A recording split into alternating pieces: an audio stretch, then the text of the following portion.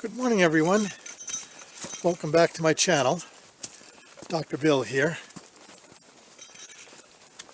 This morning I am on about a 10.5 mile hike. It's a little bit on the short side, but unfortunately I left my telephone at home. So I got all the way up to the trailhead, did my final equipment check, realized it wasn't in the pack where I thought it was. So I had to go back home and pick it up, and resulted in me losing a lot of time. So yeah, today's probably going to be about between a 10 and 11 mile hike. So I thought in today's video I would use it as a bit of an update.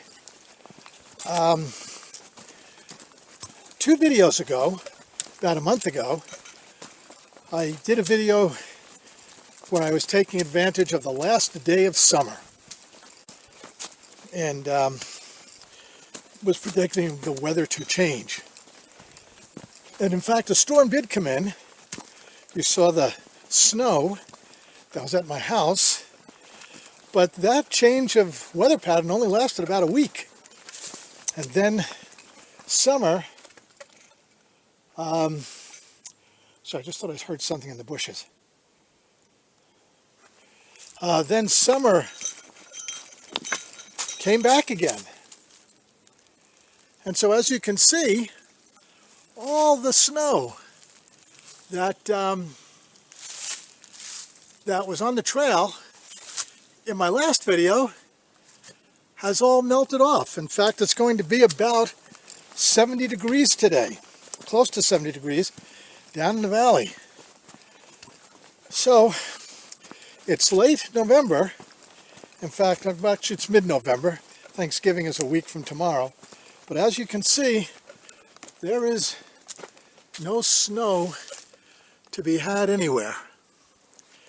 And regrettably, the ski resorts, most of the ski resorts, if not all, have had to cancel their opening day. They do like to try and get open by Thanksgiving, take advantage of that week, but they've canceled their opening day, and many of them don't even have a projected restart day. So by way of an update on this torn rotator cuff, there's been some good news and some maybe a little bit concerning, but I am starting to get some range of motion back in my right shoulder, which is nice. So let me show you. I can actually touch the top of my head. I know it's not an elegant motion, but I can touch the top of my head and I can touch the side of my head, which I was not able to do a month ago. So the PT is showing some progress. The concern is that there's a worry that in addition to the torn tendon in my supraspinatus, there's a concern that there's also inflammation in the joint, because there are motions I can make, like I just did touching my head, and it's not problematic, and there's other motions that I can do and it's like a spear going right through my shoulder. So we're going to do another 2 weeks of PT, and once that's over, they're going to do an evaluation on whether or not we need to get a cortisone shot to take that inflammation down in the shoulder. So, keeping a positive thought, hoping that these next 2 weeks of PT will get us the range of motion that we need to get to that would indicate that any inflammation is subsiding. So, in a previous video, I talked about the Great Basin Desert and how these Wasatch Mountains form the eastern boundary of the Great Basin Desert. And I said I wasn't even sure how far out to the west it stretched. So I did some research, and it turns out, boy, the Great Basin Desert is even larger than I thought it was. It's I think it is the largest desert in the United States. But anyway, from where I'm standing, which is in proximity of the Great Salt Lake, the Great Basin Desert actually stretches all the way out across the state of Nevada, right out to basically the base of the Sierras. And so where I'm standing, as the crow flies, it's about 100 miles to the border with Nevada. And then, as I said, it extends across the whole state of northern Nevada. Actually, it extends across almost the entire state of Nevada. In the southern part of Nevada, you've got parts of the Sonoran and Mojave Desert. But the Great Basin Desert takes up a very, very large, like better than 90%, I would estimate, of the state.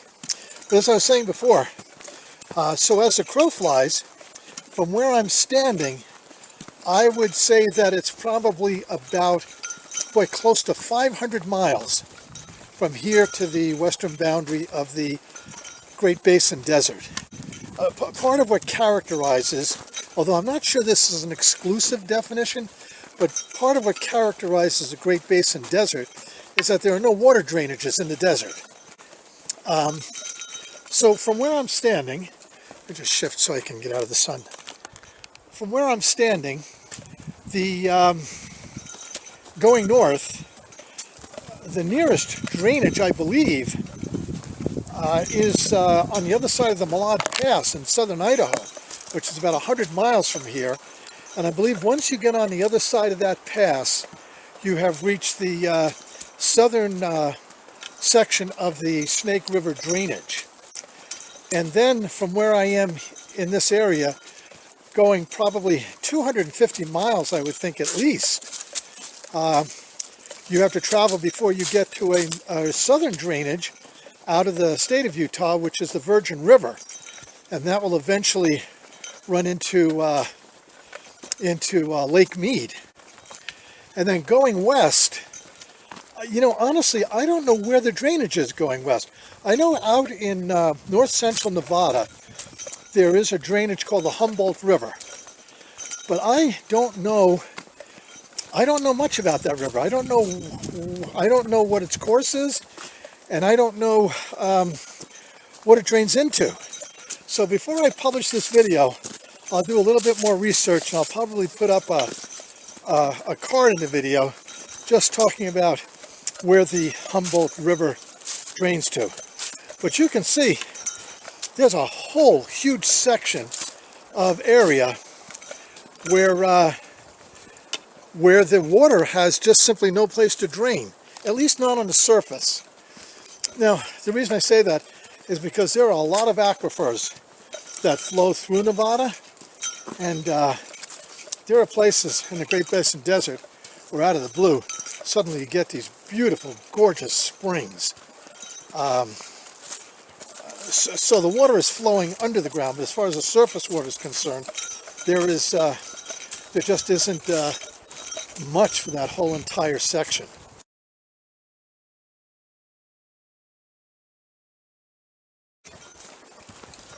So that is just a quick synopsis of the Great Basin Desert. Oh, by the way, before I finish that, if anyone's actually interested, there's a national park in the sort of central eastern section of the Great Basin Desert called Great Basin National Park. It's actually a pretty nice park. I've been to it a couple of times.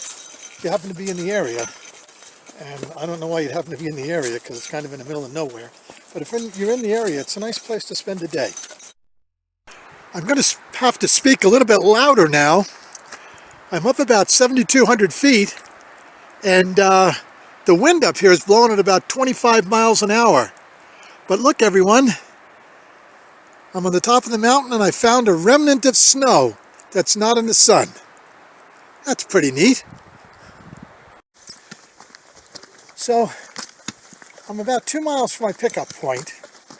It's absolutely crazy how warm it is today. In terms of the balance of nature, it always seems that there is that symmetry. Whenever we have a long, cool, or cold spring, you can almost always count on a long, warm fall. And as I said before, it's going to be near 70 degrees today.